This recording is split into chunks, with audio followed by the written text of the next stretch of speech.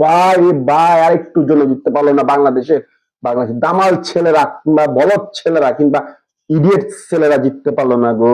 High high high আর একটু হলে বাংলাদেশ আজকে জিতে যেত। টিম বিড়াল আজকে জিতে যেত, কিন্তু একটু জন্য, মাত্র 14 রানের জন্য জিততে পারলো না। হাই হাই রে, হাই হাই কি কপাল দে ভাই আমাদের দর্শকরাও বলদ ঘাস খাবার জন্য এই স্টেডিয়ামে বা এই সাগরিকার মতন স্টেডিয়ামে বা বাংলাদেশের স্টেডিয়াম কিংবা পৃথিবীর বিশ্বের যত স্টেডিয়াম আছে, ক্রিকেট স্টেডিয়াম আছে, তারা যায় যে বাংলাদেশ এই বলদ গুলাকে কিংবা বলা চলে বাংলাদেশের যে এই বিড়াল ক্রিকেটকে সাপোর্ট করে।